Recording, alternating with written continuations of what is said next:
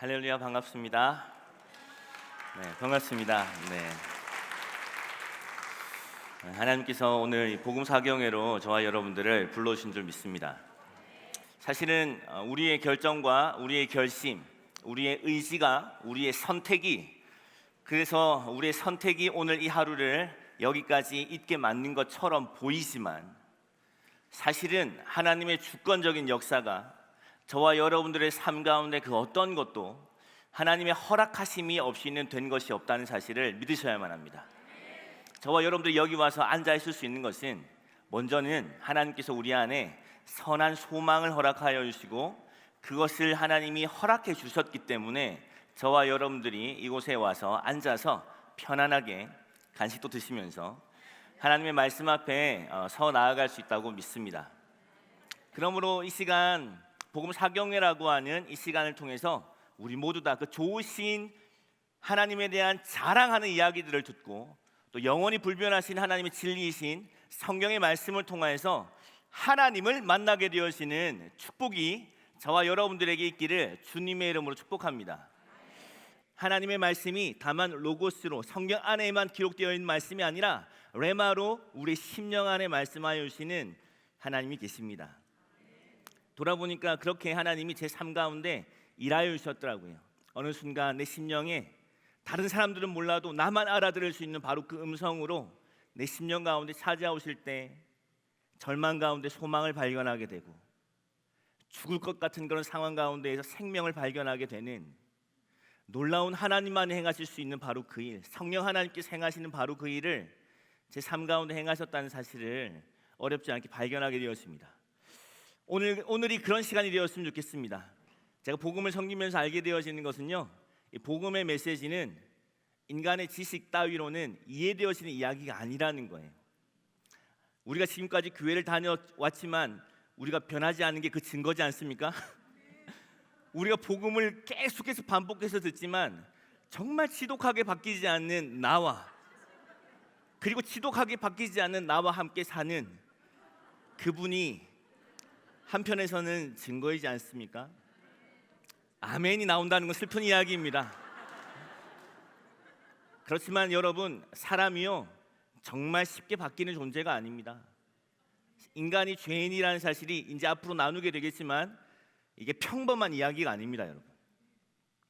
그런 죄인에게 주 예수 그리스도의 십자가의 사건이 믿어진다는 말은 여러분 사람의 지식과 지혜의 문제가 아닙니다, 여러분. 이건 성령으로 말미암아 하나님이 행하셔야만 하는 그런 일이라는 사실을 저와 여러분들이 아마 동의하실 수 있을 거라고 생각이 되어집니다. 그래서 이 복음의 영광을 성경 중에 가장 빛나게 드러냈던 사람들 중에 한 사람인 사도 바울은 에베소서를 기록하면서 그는 옥중에 있었으나 이 복음의 영광이 사로잡혀서 에베소서를 시작하자마자 찬송하리로다, 하나님 곧 우리 주 그리스도의 예수 그리스도의 아버지께서 하늘에 속한 모든 신령한 복으로 우리에게 복 주셨다 라고 찬양으로 이 서신을 시작한 후에 자신에게 드러난 계시되어진 예수 그리스도, 그분의 복음 안에 담겨진 그 영광의 광채가 얼마나 놀라운 것인지를 찬양하다가 이 영광을 에베소 교인들이 알고자 하는 갈망으로 그는 무엇을 하냐면 기도를 합니다. 그것이 에베소서 1장 17절 이하에 있는 말씀입니다. 우리 주 그리스도 예수 그리스도의 아버지께서 지혜와 계시의 영이신 성령을 너희에게 주사, 할렐루야, 하나님을 알게 하시고 그의 부르심의 소망이 무엇인지를 알게 하시고 그의 성도 안에 그 기업의 영광의 풍성함이 어떠한 것인지를 알게 하시고 그의 힘의 위력으로 역사하심을 따라 믿는 우리에게 베푸신 그 능력의 지극히 크심이 어떠한 것인지 내가 너희로 하여금 알게 하시기를 구하노라. 이렇게 성도들에게 자신에게 드러난 이 복음의 영광과 그 광채가 드러나기를 간절하게 기도하는 장면이 나옵니다.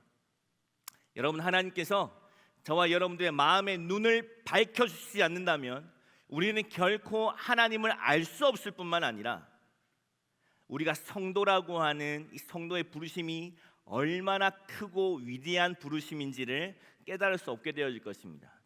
그러나 반대로 하나님께서 성령을 오늘 저와 여러분들에게 부어주신다면, 하나님께서 성령으로 말미암아 저와 여러분들 안에 있는 마음의 눈을 열어주신다면, 하나님이 세상을 이처럼 사랑하사 독생자를 내어주셨으니 이는 저를 믿는 자마다 멸망하지 않고 영원한 생명을 얻게 하려 하심이라. 이 한 절의 말씀 안에 담겨져 있는 하나님이 복음의 그 영광의 풍성함을 우리로 알게 하실 것을 믿습니다. 그러므로 이 말씀을 시작하기 전에 먼저 함께 좀 기도하고 싶은 마음이 있는데요. 우리 함께 기도하실까요? 제가 기도하겠습니다. 사랑하는 하나님 아버지, 하나님이 좋은 날 하나님의 은혜로 말미암아 하나님 우리가 말씀 앞에 섭니다. 주님, 우리와 함께 동행하여 주옵소서. 하늘문을 열어주시고 당신의 은혜를 우리 가운데 부어주실 뿐만 아니라 성령을 우리 가운데 허락하여 주시사 지혜와 계시의 영이신 당신으로 말미암아 우리의 마음의 눈이 열려지는 이 놀라운 축복을 허락하여 주옵소서. 그래서 우리에게 허락하여 주신 아들 내어주신 그 사랑과 그 능력, 그 긍휼과 자비, 하나님 오늘도 죄인을 의롭다 하시는 놀라운 십자가의 도의 비밀을 우리 가운데 드러내어 주셔서 오 하나님 아버지, 우리의 영혼이, 우리의 삶이 다른 무엇으로 기뻐하는 존재가 아니라 오직 하나님으로 말미암아 만족하며 기뻐하는 존재라는 사실을 발견할 수 있는 놀라운 은혜와 축복을 우리에게 허락하여 주시기를 소망합니다. 감사합니다. 주님, 우리를 이 자리까지 불러주신 분이 주님이시니 하나님 부르심의 소망대로 일하여 주옵소서. 감사하며 예수 그리스도의 이름으로 기도합니다. 아멘. 우리 옆에 있는 분들께 이렇게 인사했으면 좋겠습니다. 우리 주님만 기대합시다.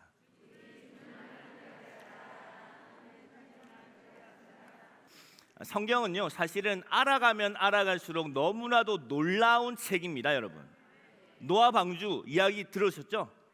창세기 6장에 있는 노아에 대한 이 자세한 기록이 지금 수천 년이 지난 이때에 과학적으로 정확하다고 밝혀지고 있는 거예요.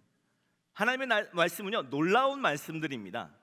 그러므로 우리의 믿음은 다른 데서 근거가 있는 것이 아니라 믿음은 어디에서 납니까? 들음에서 납니다. 들음은 무엇으로 말미암습니까? 그리스도의 말씀으로 말미암아 우리의 들음이 나고 들음에서부터 믿음이 생기는 것입니다. 그러므로 우리 믿음은 철저하게 하나님의 말씀에 근거한 믿음이어야 합니다. 이 사경회를 통해서 우리가 하나님 앞에 우리가 주님만 기대합시다라고 함께 인사했는데, 우리가 이 사경회를 통해서 하나님 앞에 함께 기대해야 하는 것은 무엇이냐면 성경에 대한 지식을 공부하는 것뿐만 아니라 우리가 기대하는 것은 우리의 심령 안에 부흥이 일어나는 것입니다. 하나님이 원하시는, 하나님께서 성경을 통하여 저와 여러분들에게 전달하시고자 하시는 메시지는 아주 명확하다고 믿습니다. 성경은요, 아주 쉽고 단순하며 아주 강력합니다. 여러분, 이것이 종교개혁자가 이야기한 성경에 대한 진리입니다. 아주 쉽고 아주 단순하고 그러나 아주 강력한 책이 바로 성경이라고 이야기하고 있습니다. 그러니까 성경은 귀에 걸면 귀걸이, 코에 걸면 코걸이처럼 내가 원하는 만큼, 내가 취하는 만큼만 결론으로 삼을 수 있는 그런 이야기가 아니라는 것입니다. 성경이 이야기하고 있는 바는 아주 명확하고 단순하고 정확한 메시지를 저와 여러분들에게 전달하고 있다는 사실에 대해서 오늘 새 타임을 통해서 함께 나누게 될 것입니다. 모든 성경 66권을 한마디로 꽉 짜면 뭐라고 이야기할 수 있을까요?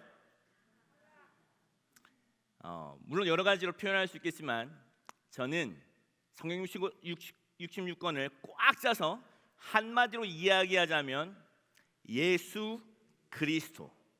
할렐루야. 성경 66권은요, 예수 그리스도에 관한 이야기들입니다. 그래서 요한복음 5장 39절에는 이렇게 말씀하고 있습니다. 너희가 성경에서 영생을 얻는 줄 생각하고 성경을 연구하거니와 이 성경이 곧 내게 대하여 증언하는 것이니라.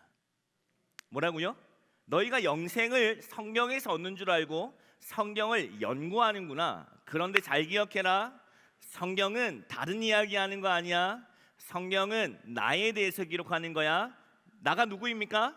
예수님이 하신 말씀이시죠. 그러니까 성경은 다른 이야기를 한 게 아니야. 예수 그리스도를 위하여 예수 그리스도에 대한 이야기를 한 거야 라고 이야기하는 것입니다. 한 가지 놀라운 사실은 성경 66권에 등장하는 모든 성경이라는 표현은요, 구약 성경만을 이야기하는 거예요. 그 당시에 성경이 기록될 당시에 신약 성경 27권은 존재하지 않았어요. 신약 성경 27권은 398년 AD 398년에 카르타고 공의회라고 하는 의회에서 채택된 것이 저와 여러분들이 가지고 있는 27권의 신약 성경입니다. 그러니까 예수님이 하신 성경이라고 이야기한 표현은 구약 성경을 이야기하는 거죠. 놀라운 표현이지 않습니까? 구약 성경이 예수 그리스도를 가리켜 기록하고 있다는 것입니다. 할렐루야. 그래서 누가복음 24장 44절 이하에는 이렇게 말씀합니다. 또 이르시되 내가 너희와 함께 있을 때에 너희에게 말한 바 곧 모세의 율법과 선지자의 글과 시편의 나를 가리켜 기록된 모든 것이 이루어져야 하리라 한 말이 이것이니라. 뭐라고요? 모세의 율법, 선지자의 글, 다윗의 시편, 이것은 구약 성경 전체를 일컫는 유대적 표현이었습니다. 그런데 이것이 누구를 가리켜 기록하는 거라고요? 예수 그리스도를 가리켜 기록하는 것이라고요. 그러니까 성경은 누구 이야기입니까? 예수님에 관한 이야기라는 사실을 우리는 알게 되어지는 거예요. 성경은 예수가 그리스도이심을 이야기하고 있는 책이라고 이야기할 수 있습니다. 우리로 오늘날의 이야기로 말하자면 한마디로 두 단어로 두 글자로 되어진 한 단어로 이야기하자면 무엇입니까? 복음이라고 이야기할 수 있지 않겠습니까? 예수가 그리스도라는 사실은, 그러니까 성경 66권은 복음에 관하여 기록되어진 책입니다. 그래서 세상의 가장 중요한 메시지라고 우리가 이야기한다면 단연 우리는 복음의 메시지라고 이야기할 수 있을 것입니다. 예수가 그리스도이심, 예수께서 저와 여러분들을 구원하시기 위해서 이 땅 가운데 오셨다는 이 놀라운 사실 말이죠. 그런데 이 소식이 기쁜 소식이 되기 위해서는 한 가지 전제 조건이 필요합니다. 저는 그것을 여러분과 먼저 이 시간에 함께 나누기 원합니다. 그것은 바로 예수 그리스도가 복음이라는 이 놀라운 기쁜 소식이 저와 여러분들에게 실제가 되기 위해서 먼저 필요한 것이 있으니 그것은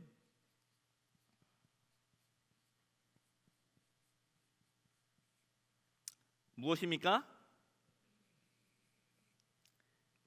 여러분들의 목소리가 증명해 주는 것처럼 슬픈 소식입니다, 여러분. 슬픈 소식이 먼저 우리에게 들려오지 않는다면 예수가 왜 그리스도야? 예수님이 왜 기쁜 소식이야?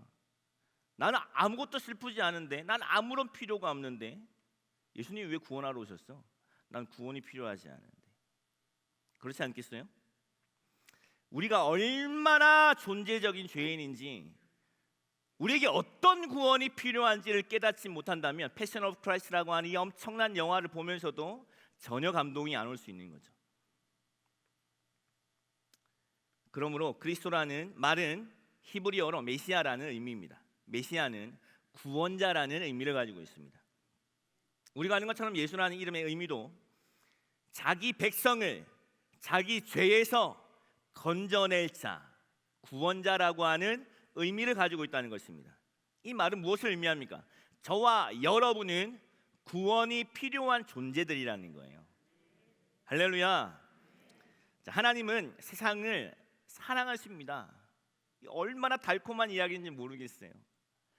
성경의 요절 중에 요절이라고 이야기하는 말씀이 뭐예요?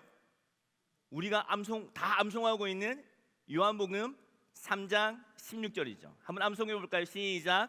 하나님이 세상을 이처럼 사랑하사 독생자를 주셨으니 이는 그를 믿는 자마다 멸망하지 않고 영생을 얻게 하려 하십니다. 아멘. 하나님은 자신의 아들을 내어주셔서 우리를 구원하시기를 결정하셨습니다. 예수 그리스도께서 행하신 십자가의 일을 믿기만 하면 우리에게 영원한 생명을 주시는 것, 바로 이것이 복음입니다. 그러나 다시 한번 말씀드리지만 이 복음이 유효하기 위한 조건이 있습니다. 그것은 바로 슬픈 소식을 먼저 받아들이는 것입니다. 그것이 무엇입니까? 저와 여러분은 구원이 필요한 죄인이라는 것입니다. 여러분, 이 죄에 대해서 우리가 잘 알고 있다고 스스로 착각할 수 있지만 그렇지 않습니다. 여러분, 복음의 능력 중에 하나는 바로 무엇이냐면 죄가 무엇인지가 드러나는 것입니다. 저는 4대째 모태신앙으로 교회를 떠날래야 떠날 수 없는 슬픈 천명을 띠고 이 땅 가운데 태어났지만 왜 예수 그리스도가 내 삶에 이렇게 지독하게도 실제가 되지 않는지, 나는 왜 이렇게 죄에서부터 자유할 수가 없는지, 예수님이 죄에서부터 나를 건져내 주시려고 이 땅 가운데 오셨다고 하는데 예수님 믿는 나는 왜 똑같은 상황만 반복되면 죄에 대하여 반복해서 넘어지는지 답을 찾을 수 없었습니다. 이 죄에 대해서 직면하지 않고 십자가가 웬 말입니까, 여러분? 이 죄에 대해 직면하지 않고 예수가 그리스도라고요? 그러니까 우리의 삶이 그렇게 복음을 듣고 도 변하지 않는 거예요. 하나님을 예배하면서도 감격이 없고, 하나님을 예배하고 하나님을 섬기느라고 애를 쓰느라고, 복음을 이고 다니고 끌고 다니고 지고 다니고 섬기느라고 애를 쓰고는 있는데 구원의 감격이 사라진 채 신앙생활을 할 수 있단 말이죠. 무엇이 문제입니까? 간과하고 있는 것입니다. 왜 내게 십자가의 복음이 필요한지를 간과하고 있는 것입니다. 이 세상에서 복음을 가진 교회와 가장 비슷한 기능을 가지고 있는 기관이 하나 있습니다. 그것이 무엇일까요? 그것은 병원입니다. 병원. 왜냐하면 병원은 뭐 하면 가는 곳이에요? 여러분, 아프지 않은데 병원 가고 싶은 마음이 드세요? 건강한데 나는 오늘 병원 한번 가볼까? 이런 생각이 혹시 드십니까? 병원에 그때 가서 앉았던 마셨던 커피가 참 맛있었는데, 혹은 그 의사 선생님 참 친절하게 말씀하시는 걸 보니 한 번 더 대화하고 싶네, 막 이런 생각이 드신다면 정말 주님이 필요하신 분입니다. 아프지 않은데 왜 자꾸 병원이 생각이 나겠어요? 병원은요, 아파야 가는 곳이에요. 마찬가지입니다. 교회는 죄인들이 가는 곳이에요. 구원은 죄인들이 받는 거라고요. 오늘날에 참 많은 경우에 물론 하나님의 선한 말씀을 섬기시는 교회들이 참 많이 있지만 죄에 대한 메시지, 지옥에 대한 메시지가 점점 사라져가고 있다는 사실에 여러분 경각심을 일으키셔야 됩니다. 왜냐하면 지옥에 간다는 사실만 믿어줘도 천국에 갈 수 있는 확률이 굉장히 높아지기 때문이에요. 존 보년이 그런 이야기를 했습니다. 존 보년, 천로 역정을 썼던 존 보년이 자신이 지옥에 들어갈 수 있을 거라고 생각하는 그런 사람이 지옥에 들어갈 수 있는 확률은 아주 적다. 오히려 자신이 천국에 들어갈 수 있을 거라고 철저하게 믿는 사람이 천국에 들어갈 수 있는 확률은 거의 없다. 한 가지 사실만 깨달으면 돼요. 뭐예요? 내 운명 끝장이구나. 내가 이렇게 죄 짓다가 지옥 들어가는구나 라는 사실만 믿어지면 아프면 병원을 찾아가듯이 우리 복음을 반드시 만나게 될 것입니다. 주님도 말씀하십니다. 마가복음 2장 17절에 예수께서 들으시고 그들에게 이르시되 건강한 자에게는 의사가 쓸데없고 병든 자에게라야 쓸데있느니라. 나는 의인을 부르러 오는 것이 아니요 죄인을 부르러 왔노라 하시니라. 예수님을 만날 수 있는 사람은 누구입니까?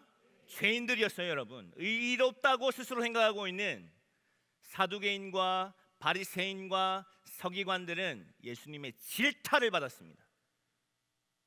마태복음 23장에는 그들을 향한 7번의 저주가 나옵니다. 화로다 저주받을 자들아, 독사 이 자식들아. 문제가 없는데 자꾸 병원이 생각이 나는 사람은 이상한 사람이에요. 대부분의 사람들이 병원을 먼저 방문하는 이유는 아픈 곳이 있을 뿐만 아니라 무언가 문제가 있기 때문입니다. 그리고 첫 번째 병원에 가서 하는 것이 무엇입니까? 문제가 무엇인지를 정확하게 진단하는 것입니다, 여러분. 대충 진단하고 살펴보니까 그 간에 뭐 문제가 있는 것 같아요. 그런데 콩 빠질 수도 있어요. 일단 간약 한번 드셔보세요. 만약에 이렇게 이야기하는 의사를 만난다면 어떻게 하시겠어요? 중요한 건 뭐예요? 문제가 뭔지를 정확하게 파악하는 거예요. 그렇지 않습니까?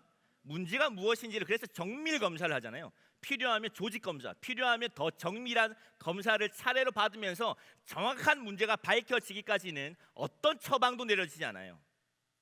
그러므로 먼저 우리에게 필요한 것은 우리가 어떤 죄인인지를 먼저 깨달아야만 반드시 예수님이 오셔야만 했겠구나, 예수님이 십자가에서 죽으셔야만 했겠구나 라고 복음을 복음답게 받아들일 수 있는 것입니다. 할렐루야. 치료는 진단 다음의 이야기입니다. 복음도 마찬가지입니다. 복음이 어떤 사람에게 다시는 돌아가고 싶지 않은, 다시는 죄에게 넘어지고 싶지 않은 기쁜 소식이 됩니까? 어떤 사람에게 이 복음은 기쁜 소식이 됩니까?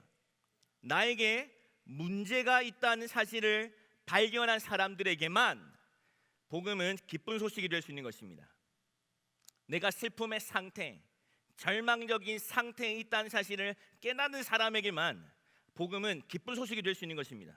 지나간 사람들에게 여러분 한번 구명조끼를 한번 던져보십시오. 고맙다고 이야기하시겠습니까? 욕을 안 들어먹으면 감사한 일이죠. 근데 물에 빠진 사람들에게는 구명조끼는 생명이라고요.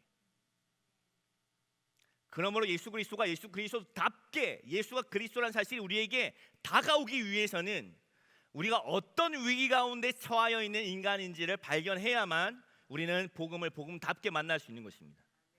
할렐루야. 그래서 주님이 이렇게 말씀하십니다. 마태복음 7장 6절에 거룩한 것을 개에게 주지 말며 너희 진주를 돼지 앞에 던지지 말라. 그들이 그것을 발로 밟고 돌이켜 너희를 찢어 상하게 할까 염려하라. 이사야 55장 1절에 이렇게 말씀하십니다. 오호라 너희 목마른 자들아 물론 나아오라. 돈 없는 자도 오라. 너희는 와서 사 먹되 돈 없이 값 없이 와서 포도주와 젖을 사라. 하나님을 만나기 위해서 필요한 것이 무엇입니까? 그것은 목마름입니다. 목마름. 주님이 친히 요한복음 7장에 말씀하시죠. 명절 끝날 곧 큰 날에 예수께서 서서 외쳐 이르시되 누구든지 목마르거든 내게로 와서 마시라. 나를 믿는 자는 성령의 이름과 같이 그 배에서 생수의 강이 흘러나오리라 하시니. 할렐루야. 그러므로 누가 예수님을 만날 수 있습니까? 목마른 사람들이 예수님을 만날 수 있습니다. 잠언 8장 17절에서 이야기하는 것처럼 나를 사랑하는 자들이 나의 사랑을 입으며 나를 간절히 찾는 자가 나를 만날 것이니라. 4장 8절에 잠언 4장 8절에 이야기하죠. 그를 높이라. 그리하면 그가 너를 높이 들리라. 만일 그를 품으면 그가 너를 영화롭게 하리라. 만남에는 그러니까 조건이 있다는 거예요. 간절히 찾는 자만 주님을 만날 수 있다는 것입니다. 목마른 자들에게만 생수는 필요하다는 것입니다. 오늘날 현대 사회를 살아가는 사람들에게 있어서, 저와 여러분들에게 있어서 가장 큰 문제는 저는 이것이라고 생각합니다. 목마름이 사라져 간다는 것입니다. 왜냐하면 너무나도 편안하고 안락한 삶을 살아가고 있기 때문이죠. 모든 것이 너무나도 풍족하기 때문입니다. 무엇이 필요한지를 전혀 인식조차 하지 않은 채 오늘도 내가 돈을 많이 벌어서 어떻게 쓸까에만 관심이 많은 경우들을 많이 보게 되었습니다. 수많은 볼거리와 수많은 들을 거리들이, 즐길 거리들이 핸드폰 안에 들어있고 스마트폰이 손에 들려 있으니 하나님의 말씀 없이도 한 달이 지나도 자신의 영혼이 감각할 수 없을 만큼 무뎌져 있는 것이 오늘날 현대 사회에 스스로 그리스도인이라고 이야기하는 사람들 중에 그런 사람들이 많다는 사실에 대해서 우리는 경각심을 일으켜야 합니다. 예레미야 2장 13절에 주님 말씀하십니다. 내 백성이 두 가지 악을 행하였나니 곧 그들이 생수의 근원이 되는 나를 버리는 것과 또 스스로 웅덩이를 파는 것인데, 그 웅덩이는 어떤 웅덩이라고요? 터진 웅덩이라고요. 생수의 근원이 되시는 하나님을 내몰아 버리고 스스로 웅덩이를 팠는데 파면 팔수록 물이 나오냐? 나오지 않는다는 거죠. 터져버리는 운동이라는 거예요. 물을 가두지 못할. 파스칼이 이야기하는 것처럼, 파스칼이라는 분이 이야기하는 것처럼 저와 여러분들에게는요, 하나님만이 채우실 수 있는 공간이 있어요. 하나님이 아니고서는 돈도 명예도 인정도 평판도 외모도 이 세상이 나를 기쁘게 해줄 수 있을 것처럼 보이는 모든 것들을 다 가져보아도 결코 채워지지 아니하는 공간이 바로 인간이라고 하는 존재 안에 있다는 것입니다. 할렐루야. 그러므로 전도서 3장 11절은 이렇게 이야기합니다. 하나님이 모든 것을 지으시되 때를 따라 아름답게 하셨고 또 사람들에게 영원을 사모하는 마음을 주셨느니라. 오직 하나님만이 채워줄 수 있는 바로 그것, 영원하신 하나님, 그리고 우리를 창조하신 우리의 주인이시며 우리 아버지이신 하나님만이 채우실 수 있는 바로 그것이 우리의 심령 안에 있다는 것입니다. 할렐루야. 그러므로 우리는 물어야 합니다. 진지하게 우리는 왜 목마른가? 우리의 목마름의 근거는 무엇인가? 무엇이 문제인가? 왜 우리를 위하여 아들 예수 그리스도가 이 땅 가운데 오셔서 아주 급진적인 그리고 극단적인 선택을 하셔서 마치 버림을 받는 것처럼 저 십자가에서 죽임을 당하셔야만 했는가? 라는 사실을 알기 위하여 우리는 먼저 죄에 관한 진리를 살펴보아야 합니다. 예수님이 왜 우리에게 그리스도가 되어지는지. 사단은요, 이 죄의 진리가 드러나지 않기를 간절히 기대하고 있습니다. 죄의 진리가 드러나면요, 사단이 설 자리가 없어지기 때문입니다. 죄는 사단의 무기이기 때문이에요. 그러므로 이 시간 영적 전쟁의 현장 가운데 저와 여러분들이 있다는 사실을 기억하십시오. 마음을 일깨우십시오. 그리고 죄에 대한 진리를 듣기로 결정하시고 그리고 복음 앞에 서 나아가시는 시간이 되시기를 주님의 이름으로 축복합니다. 아멘. 하나님은 우리에게 정말 죄에 대한 진리를 들려주고 싶어 하신다는 사실을 여러분 기억하셔야 됩니다. 성경에는요, 천국에 대한 이야기보다 지옥에 대한 이야기를 예수님이 더 많이 하셨다는 사실을 알고 계십니까? 자, 요한복음 16장 8절 우리 다 같이 한번 읽어볼까요? 그가 와서 죄에 대하여 의에 대하여 심판에 대하여 세상을 책망하시리라. 아멘. 그가 누구입니까? 성령님 이야기하는 거예요. 예수님이 성령을 보내실 거라고 이야기하셨는데 그 성령님이 이 땅 가운데 오면 죄에 대하여 의에 대하여 심판에 대하여 세상을 책망하신다는 거예요. 그래서 예수님도 이 땅 가운데 오셔서 가장 먼저 던졌던 메시지가 무엇입니까? 회개하라, 천국이 가까이 왔느니라. 여러분, 교회에 앉아서 부드러운 메시지를 기대하지 마십시오. 먼저는 죄에 대한 외침이 있어야 합니다. 회개에 대한 촉구가 있어야 합니다.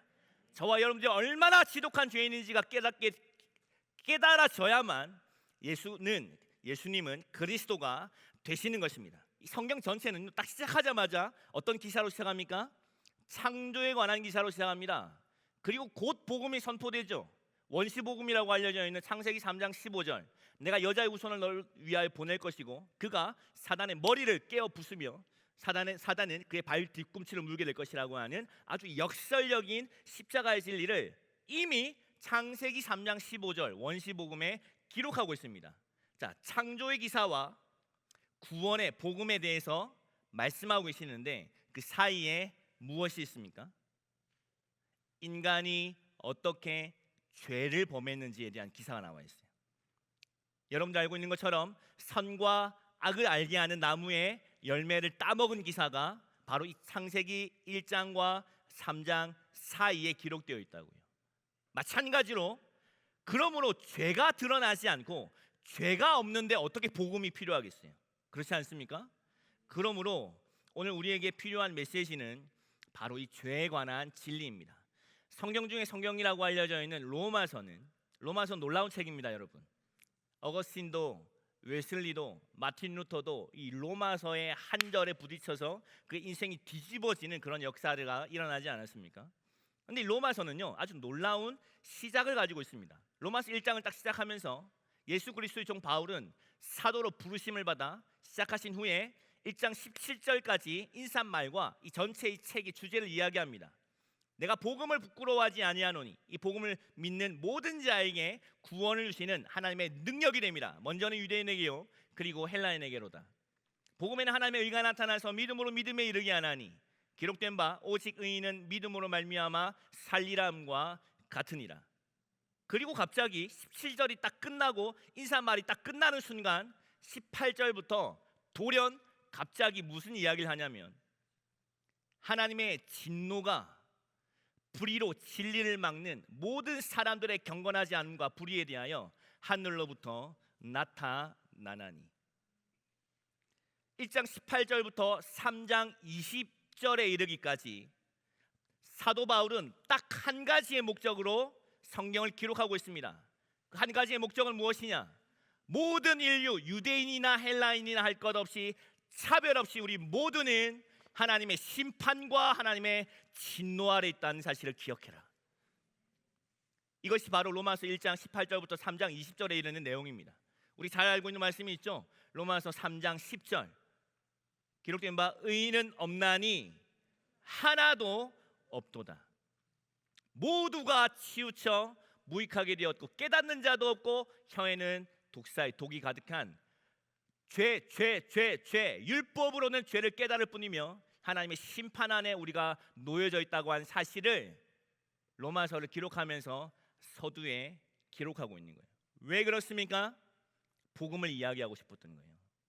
복음을 이야기하기 위해서는 죄에 관한 진리가 먼저 선포가 되어져야만 했기 때문입니다. 할렐루야. 그러므로 복음이 저와 여러분들에게 정말 기쁜 소식이 되기 위해서는 먼저 슬픈 소식이 우리에게 들려져야 합니다. 마음 깊은 곳에서부터 내가 죄인이구나 하는 깊은 곳까지 마음으로까지 확증되어지는 일들이 필요합니다. 여러분 병원에 갔는데 병원에서 여러분들에게 여기 좀 문제가 있습니다. 검사해 봅시다 해서 검사를 했어요. 그런데 그 다음 주에 검사 결과를 보러 오세요 해서 검사 결과를 받았습니다. 지금 저희 동료가 암에 걸려서 진료 결과를 어제 받은 것으로 제가 알고 있는데 그 결과로 암입니다 라고 만약에 이야기할 때 이 암이라고 하는 사실이 권위 있는 의사의 권면으로 마음 안에 믿어지지 않으면요 어떤 치료도 일어나지 않아요. 그렇죠? 아닐 거야. 무슨 말이야. 나는 그런 거 없어. 라고 암이라는 사실이 안 믿어지면요 어떤 치료도 시작되지 않는다고요. 그런데 그 권위 있는 의사의 소견과 그리고 정밀 촬영한 CT나 MRI의 결과 그리고 자각 증상, 의사가 이야기한 자각 증상이 삶에서 경험되어졌을 때 그렇구나 나는 암이구나 라고 믿어져야만 그 다음 단계인 치료 단계로 들어가는 거예요. 아멘. 마찬가지입니다 여러분. 난 정말 죄인이구나. 나는 죄인이구나. 난 끝장났구나. 나는 죽었구나. 지옥이 나를 위하여 기다리고 있구나. 난 지금 죽으면 발이 헛디뎌지는 순간 지옥으로 끌려 내려가는구나 라는 사실이 믿어져야만 예수님의 복음 사건이 그제야 감사가 된다고요. 그러므로 이 세상에서 가장 중요한 메시지는 바로 죄에 대한 진리, 내가 왜 죄인인가 라는 사실을 깨달아야만 합니다. 저는 목이 말랐습니다. 어떻게 해야 이 지긋지긋한 죄에서부터 나는 자유할 수 있을까? 윤동주라는 시인이 있죠. 그의 서시에서는 죽는 날까지 저 하늘을 우러러 한 점 부끄러움 없기를 나는 입새에 이는 바람 소리에도 괴로워해야만 했다. 여러분 거룩해지고 싶지 않은 사람이 누가 있겠습니까? 옳은 줄 아는 대로 살아가고 싶지 않은 사람이 누가 있겠어요? 근데 안 되는 거예요. 아무리 거룩하게 살고자 하는 욕망과 정말 소망이 내 안에 있어도 조금만 시간이 지나면 수련회 때 잠깐 은혜를 받지만 주일에 잠깐 가서 말씀에 잠깐 공급을 받지만 또 삶으로 돌아오면 똑같은 삶이 반복되어지는 것, 똑같은 죄에 넘어지고 똑같은 연약함을 가지고 있는 것. 여러분 이것이 그리스도인의 삶입니까 여러분? 이것을 그리스도인의 삶이라고 이야기할 수 있습니까? 누가 그런 복음과 그런 예수님 믿겠어요? 자신의 죄에서도 건져내 주지 못하는 저 사람이 이야기하는 그 예수를 누가 믿겠냔 말이에요. 따라서 해볼까요, 여러분? 한번 따라서 해주시겠어요? 나를 변화시킬 수 없는 복음은 결코 복음이 아니다. 동의가 되시면 아멘. 내가 변화되어지지 않는데 누구한테 복음을 전하겠냔 말이에요. 내가 죄에서부터 자유하지 않은데 어떻게 죄에서부터 건져내 오시는 구원자이신 예수님 증거하시겠냔 말이에요. 그러니까 복음 증거는요, 훈련으로 되는 거 아니에요, 여러분. 정말 내가 얼마나 지독한 죄에서 자격 없는 자에게 하나님이 일방적인 선물로 허락하여 주신 예수 그리스도가 얼마나 놀라운 기쁜 소식이 됐는지 깨닫게 되기만 하면 나가서 외치지 않을 수가 없는 거예요. 할렐루야. 그러므로 전도 훈련을 시킬 것이 아니라 왜 이 복음이 우리에게 복음이 되어져야 되는지를 먼저는 우리에게 가르쳐야 한다는 것입니다. 할렐루야. 아멘. 자, 오늘 본문 말씀을 함께 읽도록 하겠습니다. 에베소서 2장 1절에서 3절 말씀인데요, 너무 중요한 말씀이니까 기록해 놓으시고 시간이 될 때마다 묵상해 보시면 좋겠습니다. 그는 허물과 죄로 죽었던 너희를 살리셨도다.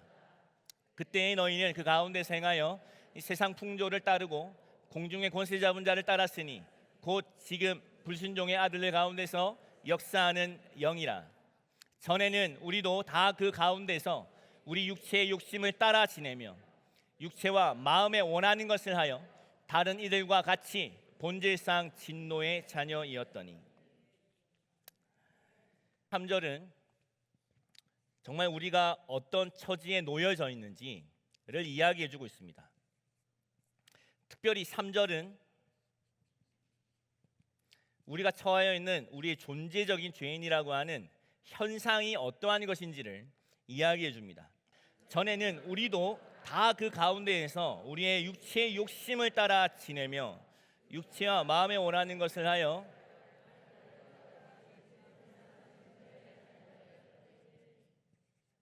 무엇을 따라 지내게 되었다고요? 우리는 육체의 욕심을 따라 지냈고, 그리고 육체와 마음에 원하는 것을 할 때마다 어떻게 된다고요? 본질상 다른 이들과 같이 본질적으로 진노의 자녀가 된다는 것입니다. 여러분, 이것은 아주 두려운 이야기입니다. 여러분, 저와 여러분들의 본질이 무엇인지를 이야기해 주는 거예요. 본질이라는 단어의 뜻은 이런 것입니다. 본디부터 가지고 있는 사물 자체의 성질이나 모습, 본래부터 가지고 있는 거예요. 우리는 태어나면서부터 육체의 욕심을 가지고 태어났습니다. 그래서 육체와 마음에 원하는 것을 한번 해보십시오. 정말 제한이 없다고 생각하고 법이 없다고 생각하고 육체와 마음에 원하는 것을 한번 해보십시오. 어떤 일이 일어날까요? 무정부 상태가 일어나는 거예요. 자, 100km 이 제한 속도를 지킨 이유는 무엇입니까? 이 대한민국의 헌법을 사랑하셔서 지키셨습니까? 자, 잘 보세요, 여러분. 제가 지금 이 본질적인 이야기를 하고 있는 거예요. 벌금을 내고 싶지 않은 거죠?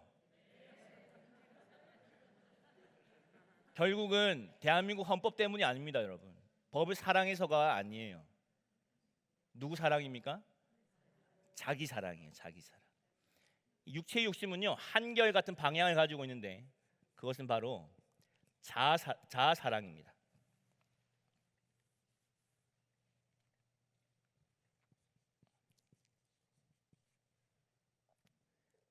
나의 만족과 나의 유익이 그 무엇보다 우선되는 거예요. 이거는 태어나면서부터 모든 인간이 본질적으로 가지고 있는 것입니다. 본질의 또 다른 의미는 사물이나 현상을 성립시키는 근본적인 성질. 그러니까 우리는 무엇으로 이루어져 있어요? 욕심으로 이루어져 있어요. 본질적으로 욕심으로 이루어져 있다는. 그러므로 우리가 이 상태 그대로 구원함 없이, 거듭남 없이 하나님 앞에 서게 되어지면 하나님의 진노의 자녀가 된다는 거예요. 하나님의 진노가 그를 향하여 오직 나 내가 중요해. 내가 나의 만족과 나의 유익이 중요해. 나를 만족시켜 달라고.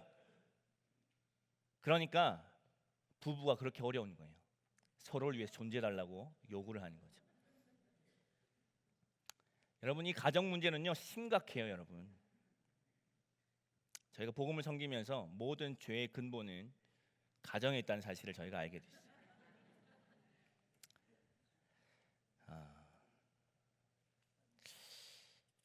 자, 이것이 우리가 죄인이라고 하는 현상적인 이야기예요.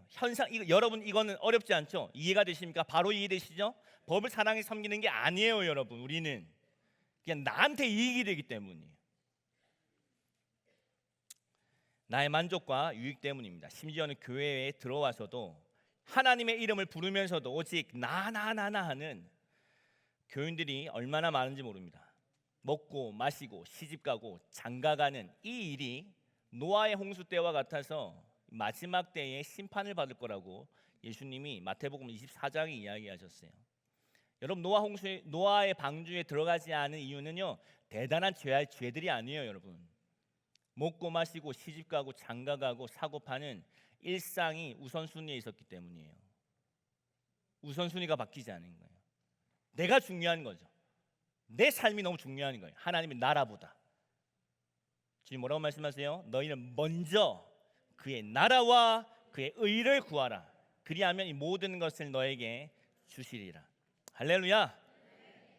그러므로 우리는 우리 안에 본질적인 문제가 있습니다. 아까 예레미야 2장 13절은 이스라엘의 죄를 딱 한 절에 표현해 놓은 거예요. 예레미야 2장 13절, 너희가 두 가지 악을 행하였구나. 하나는 생수의 근원이 되는 나를 버리는 것과, 그리고 너 스스로 웅덩이를 파는 것인데 그건 터진 웅덩이야. 절대 물을 저축지 못해.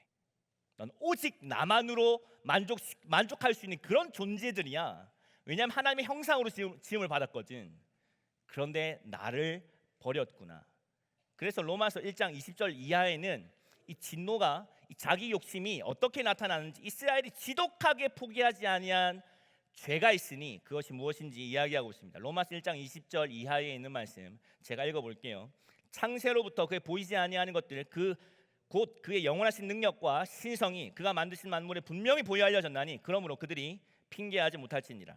하나님을 알되 하나님을 영화롭게도 아니하고 감사하지도 아니하고 오히려 그 생각이 허망하여지며 미련한 마음이 어두워졌나니 스스로 지혜 있다 하나 어리석게도요 썩어지지 아니하는 하나님의 영광을 썩어질 사람과 새와 짐승과 기어다니는 동물 모양의 우상으로 바꾸었느니라. 이 자아사랑이 결국에 무엇으로 나타났냐면 우상 숭배로 나타나는 거예요.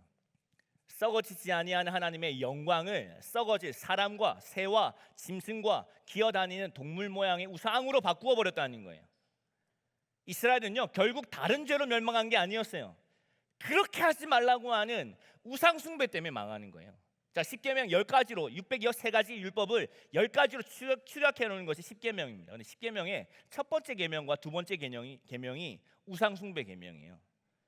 그러니까 하나님을 알고 계셨던 거예요. 인간 안에 있는 이 자아 욕심, 이 육체의 욕심이 반드시 하나님을 버리고 우상을 숭배할 것에 대하여 주님이 알고 계셨기 때문에 10가지 계명 중에 2가지를 우상을 섬기지 말라는 계명을 주셨던 거예요. 첫 번째, 너는 나 외에 다른 신을 내게 있게 하지 말지니라. 너를 위하여 새긴 우상을 만들지 말고 또 위로 하늘에 있는 것이나 아래로 땅에 있는 것이나 땅 아래 물속에 있는 것에 아무 형상이든지 만들지 말라라고 말씀하셨습니다. 그러나 이스라엘은 실패하고 바알과 아세라를 지독하게 섬기다가 멸망당한 역사가 구약 전체의 역사입니다. 왜 이렇게 우상 숭배를 포기하지 못했을까요, 여러분? 이 우상 숭배는 하나의 비밀을 가지고 있는데 그것은 골로새서 3장 5절에 있는 말씀입니다. 그러므로 땅에 있는 지체를 죽이라. 곧 음란과 부정과 사욕과 악한 정욕과 탐심이니 탐심은 우상 숭배니라. 자, 우상을 사랑해서 섬기는 줄 봤더니 바알과 아세라를 그렇게 사랑해서 섬기는 것이냐? 아니라는 거예요. 바알과 아세라는 그 당시의 농경 사회에 하늘과 땅의 신이었고 비를 내려야만 곡식을 거둘 수가 있었기 때문에 결국은 누구 때문이에요? 나 때문이라는 거예요. 땅에 있는 지체를 죽이라. 곧 음란과 부정과 사욕과 악한 정욕과 탐심이니 탐심이 곧 우상숭배라는 거예요. 우상숭배를 하는 이유는 무엇입니까? 그러니까 자기를 섬기는 것입니다. 우상 숭배를 하는 이유는 무엇이냐면 결국 내가 만족을 얻으려고 하는 거예요. 내가 얻고 싶은데 능력이 안 돼. 그러니까 절대자의 손을 빌어서 내가 얻고 싶은 거 다 얻고 싶은 거예요. 심지어는 교회 안에 들어와 있어서 이렇게 기도하는 사람들이 많다는 사실에 대해서 우리는 반드시 깨어 있어야 됩니다. 주님 뭐라고 말씀하셨어요? 너희는 무엇을 먹을까? 마실까? 입을까? 염려하지 말어. 왜? 이것은 이방인들이 구하는 거야. 교회 밖에 있는 기도라고요. 너희는 오직 먼저 그의 나라와 그의 의를 구하라고 주님 말씀하고 있습니다. 왜냐하면 하나님 다 채워줄 테니까. 저 공중에 나는 새를 봐. 누가 입히니? 저 들의 백합화를 보라고. 오늘 잠깐 피었다가 아궁이에 던져지는 저 풀들도 내가 이렇게 입히거늘 하물며 너희일까 보냐. 하나님의 자녀라고 이야기하는 너희일까 보냐. 내가 책임질게.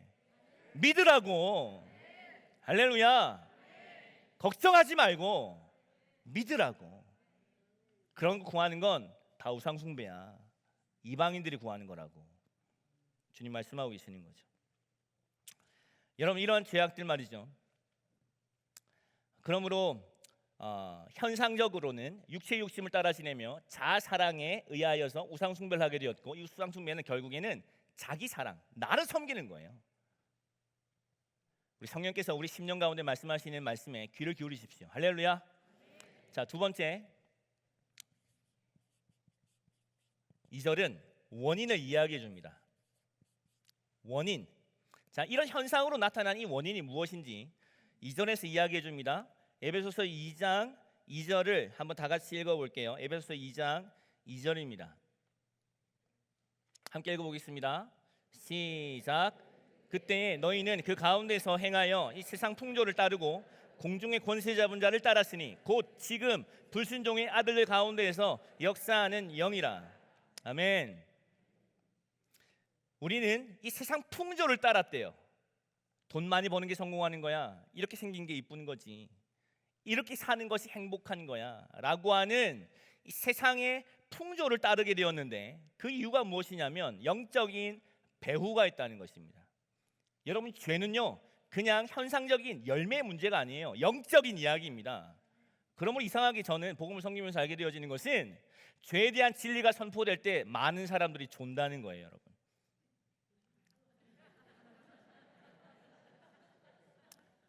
지금 성경이 이야기하고 있잖아요. 배후의 세력이 있다고요. 이렇게 되어진 이유가 있어요. 왜냐하면 공중의 권세 잡은 자, 곧 지금 불순종의 아들들 가운데서 역사하는 영, 사단이 있기 때문입니다. 기억하십시오. 요한복음에 주님이 친히 말씀하셨어요. 요한복음 8장 43절. 어찌하여 내 말을 깨닫지 못하느냐. 여러분, 진리를 깨닫지 못하는 건 영적인 문제예요. 여러분, 어찌하여 내 말을 깨닫지 못하느냐. 이는 내 말을 들을 줄 알지 못함이로다. 너희는 너희 아비 마귀에게서 났으니 너희 아비의 욕심대로 너희도 행하고자 하느니라. 우리 안에 왜 그런 욕심이 생겼다고요? 사단 때문이라는 거예요. 죄는요 영적인 문제입니다. 공중의 권세 잡은 자, 사단이 존재한다는 거예요. 죄는 영적인 문제입니다.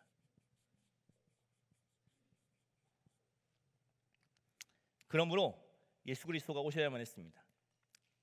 히브리서 2장 14절 15절에 자녀들은 혈과 육을 함께 지니었던 것처럼 그도 같은 모양으로 혈과 육을 함께 지니심은 곧 사단의 이 죽음의 권세를 잡은 자 사단을 멸하시고 또 죽기를 두려워함으로 한평생 매어 종로로 타는 모든 자들을 놓아주려 하심이니. 할렐루야. 사단의 권세로부터 우리를 놓아주시는 것, 이것이 구원인 것입니다. 여러분, 죄의 문제는 결코 열매의 문제가 아닙니다. 죄의 문제는 존재의 문제이며 생명의 문제입니다. 그래서 1절은 근원을 이야기해 줍니다. 자, 에베소서 2장 1절 말씀을 다 같이 한번 읽어볼게요. 아주 중요한 말씀이라고 저는 생각이 되어지는데요. 저는 왜 이렇게 성경에 대해서 깨닫지 못했는지 모르겠어요. 성경을 끌어안고 지옥에 들어갈 뻔한 거죠. 저는 어떻게 이렇게 성경이 무뎌져 있는지, 눈이 가려져 있는지 자, 읽어보겠습니다. 시작. 그는 허물과 죄로 죽었던 너희를 살리셨도다. 근원이 무엇입니까? 우리는 허물과 죄로 죽었던 존재라는 것입니다. 이것이 영적인 죽음을 의미하는 것입니다. 저와 여러분들 태어나서 코로 기식하며 호흡하며 움직이는 것처럼 보이지만 사실은 영적으로는 죄와 허물로 죽었던 자라는 사실에 대해서 반드시 기억하시기 바랍니다. 혹 이 자리에도 예수 그리스도를 구주로 영접하지 않으신 분들, 그리고 혹 이 자리에도 한 번도 교회를 오랫동안 섬겼지만 한 번도 내 자아가 완전히 십자가에서 처리되고 죽음을 경험해보지 못하신 분들은 어쩌면 아직까지도 우리 영적인 죽음 상태에 있는지도 모르겠습니다. 세상이 여전히 좋고 돈이 여전히 좋고 명예와 세상 그리고 이 땅에 수는 모든 것들을 향하여 추구하고 나아가고 있다면 여러분 스스로를 돌아보셔야 됩니다. 아멘. 로마서 6장 23절에 이야기하십니다. 죄의 삭신 무엇이라고요? 사망이라고 이야기하고 있는 것입니다. 마태복음 8장에 주님이 말씀하세요. 어떤 제자가 예수님을 찾아왔습니다. 예수님, 저도 주님을 따르기 원합니다. 다만 하나만 허락해 주십시오. 저희 아버지가 얼마 전에 돌아가셨는데 장사하고 따르겠습니다 라고 말했더니 예수님이 뭐라고 말씀하십니까? 예수님이 이렇게 말씀하십니다. 죽은 자들로 하여금 죽은 자를 장사하게 하고 넌 나를 따르라. 이것이 무엇을 의미하는 걸까요? 그 죽은 아버지를 장사하는 무리들이지 그 무리들도 다 죽은 자들이구나. 살아서 움직이고는 있으나 호흡은 하고 있으나 그러나 한 번도 하나님을 인격적으로 만나지 못했던 그들은 영적으로 죽은 자들이었습니다. 이 죽음은 우리 인간이 처해 있는 너무나도 절망적인 영적인 죽음을 이야기하고 있는 것입니다. 그러므로 예수님은요, 죄의 열매를 보지 않으셨어요. 너희가 간음하지 말라고 하는 이야기를 들었으나 난 너에게 다시 이야기하노니, 나 율법을 완성하러 왔는데 내가 너에게 다시 이야기하노니 여자를 보고 음욕을 품는 자마다 간음할 것이다 라고 이야기하지 않으셨어요. 이미 간음했다. 나무에서 열매가 맺혀지는 이유가 무엇입니까? 그 열매가 갑자기 나온 게 아니라 그 나무에 생명이 존재하기 때문이죠. 나무의 열매를 다 땄어. 그럼 그 다음 해에는 열매가 안 맺힐까요? 반드시 맺히죠. 자, 그 나무의 열매가 안 맺히게 하는 방법은 무엇입니까? 그 나무의 생명을 끊어버려야 되는 거예요. 예수님은요, 죄를 열매로 보지 않으신다고요. 예수님은 죄를 생명의 문제로 보고 있다는 것입니다. 할렐루야. 저는 지금 세상에서 가장 중요한 메시지를 저와 여러분들이 하고 있습니다. 그것은 무엇이냐면, 사랑하는 여러분, 죄는 열매의 문제가 아닙니다. 죄는 저와 여러분들의 생명의 문제이며 죄는 저와 여러분들의 본질적인 문제입니다.